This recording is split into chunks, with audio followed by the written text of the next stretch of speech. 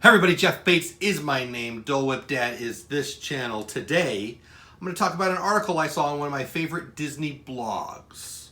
Coming up right now. Alright, we're here on YouTube, so you clearly watch vloggers, but do you read bloggers with a B?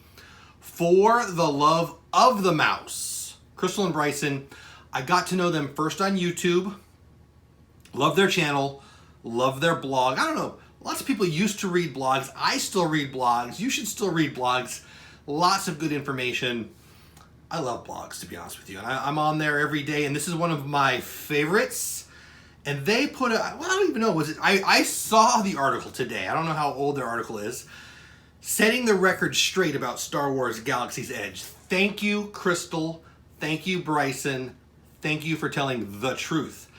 This is an opinion. This is what I've heard so many live streams, I've read so many articles, I've seen so many posts confused about the numbers of guests, customers at Galaxy's Edge, and they hit it on the head. Ready, set? Let's talk about it. So, I'm not going to read the blog to you. Get over to their blog, read it, subscribe, share it out, do all those things. You're going to like them, follow them on Twitter, all those things. Rumor number one. Galaxy's Edge has now been open for well over a month, and the reservation system has been over for several weeks now, so clearly no one is interested in Galaxy's Edge as Disney thought they would be. Rumor number two. Star Wars Galaxy's Edge is stale. The ride is just a souped-up version of Star Tours and is nothing out of this galaxy. Rumor number three. Everything worth experiencing costs extra, so people aren't even bothering since their park ticket doesn't get them anything. Okay, so I know they're just setting it up, but that actually makes me mad. And it's not them, Crystal and Bryson, that are making me mad. It's everyone that believes this, and I hope not everyone believes this. Here are the facts. And again, I'm not going to read the whole thing to you. I'm going to read a little bit of it to you. I'm going to ask you to go check out their blog. But let's talk about what they said. Disneyland and Disney World are two very different parks. Thank you. Thank you. When I'm looking here, I'm reading. When I'm looking at you, it's my words, all right? Disneyland is far less of a destination and much more of a pass holder, locals, day trip experience. Thank you. So Bob and Ashley, friends of mine, great YouTube channel, go check them out, are going out to Disney. I was on one of their live streams a couple weeks ago. Everybody who I know who goes to Walt Disney World mostly and then goes out to Disney, I say temper your expectations. I grew up in Disneyland. I love Disneyland. I used to go all the time. My wife and my daughters went all the time. It's home. I love it. It's not the same as Walt Disney World. The Magic Kingdom is huge compared to Disneyland. And then you add in all the other parks. There's just more people and lots more space in Walt Disney World. In Disneyland, very few people compared to Walt Disney World travel to Disneyland for vacations, for multiple day vacations. In Walt Disney World, there's 4 parks, there's water parks, there's all these things. Disneyland is 2 much smaller parks and it's not Disney Springs, it's a much smaller shopping area. There is no comparison. It's awesome. I'm not saying not to go, but to compare the two is crazy. Reading from their blog, the Southern California Select and Deluxe passes are all blocked out until at least the middle of August. The Signature and Signature Plus annual pass holders were blocked out until July 14th, as I video this yesterday. So if you had a local pass, you haven't gone yet. The only people who've stood in line and gone are people who planned a trip. Locals go to Disneyland with their annual local pass, and they're currently locked out. That's why it's empty. That's the only reason it's empty. The reviews for the ride are amazing. The reviews for the food is amazing. The reviews for the reservation system was a home run. Disneyland is a locals park. If that surprises you, I'm sorry, it's true. If it annoys you, I'm sorry, it's true. Disneyland is a locals park. I'm not saying people don't travel to Disneyland, but compared to how many people travel to Walt Disney World, it's a number that doesn't even matter. It's tiny. Because of the reservation system and the success of that, for the first month, many annual pass holders booked rooms at the resorts that were a part of the system, and were able to gain entry to Star Wars Galaxy Edge that way. Once the reservation system ended, that left only people purchasing park admissions and tourists to enter the Disneyland park, either of the parks. Does that make sense? It seems simple to me.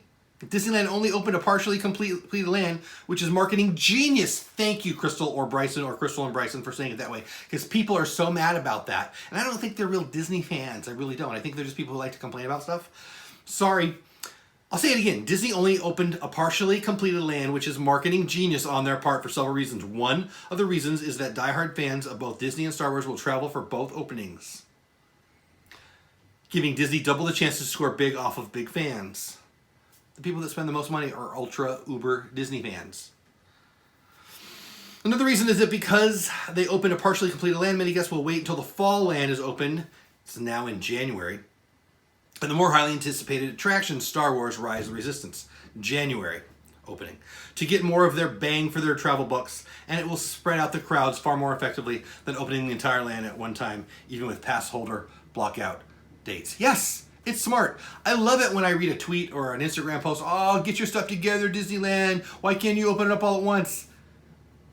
Because they're smart. It makes sense. I don't understand what's hard to understand about this. The diehard, again, reading from their blog, the diehard Disney fans and Star Wars fans are more likely to flock to an opening regardless of which coast it is on. Those looking to get the most vacation for their money are more likely to head to the opening Walt Disney World's version because there are more parks, more resorts, more to do for the entire family. There's a lot more to read. Get over. Check out Crystal and Bryson's blog, fortheloveofthemouse.com, for more honesty and truth. Listen. Nobody that I read, that I saw, that I've talked to, and in this community there's plenty of people, didn't like the rides, didn't like the reservation system. Everyone was amazed. The reviews are through the roof. It's simply a function of this is a locals park, this being Disneyland. Now, for those people who are hoping that the Walt Disney World opening date will be low, get over it. It won't be. It's just different. People travel from England. People travel from all over the world. People travel from Southern California to go to Walt Disney World. And everybody's even talking about how the other parks are going to be low. No, they're not. We're all going there for 3 and 4 and 5 days. One of those 4 or 5 days are going to be in Animal Kingdom. One of those 4 and 5 days are going to be at Food and Wine, Epcot. Do you understand what I'm saying? The numbers at Walt Disney World, opening weekend, opening week, are not related to the low numbers at Disneyland. Disneyland blocked out their locals. That's it. For more awesomeness, that is Crystal and Bryson, for theloveofthemouse.com. Check out their blog. These were their thoughts, and I'm sharing, and they just hit it right on the head. When I read it, I was like, I agree with this 100%. So check them out. Get over to their blog. Check out their vlog here on YouTube. They will be on my DizTube in a couple months. Planning out, I think it's the September date they picked out. Excited about that. But that's not why I'm here. I wanted to tell you that they understood it, and now I hope you do too. Let me know if you think I'm wrong or they're wrong. They're right.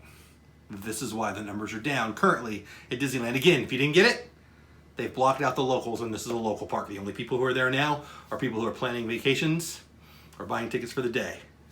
That's just not how Disneyland works. All right, thanks for watching. Go do something awesome for somebody. Maybe buy a lightsaber for a Star Wars crazed fan. That's it. I appreciate you watching. Get over to their blog.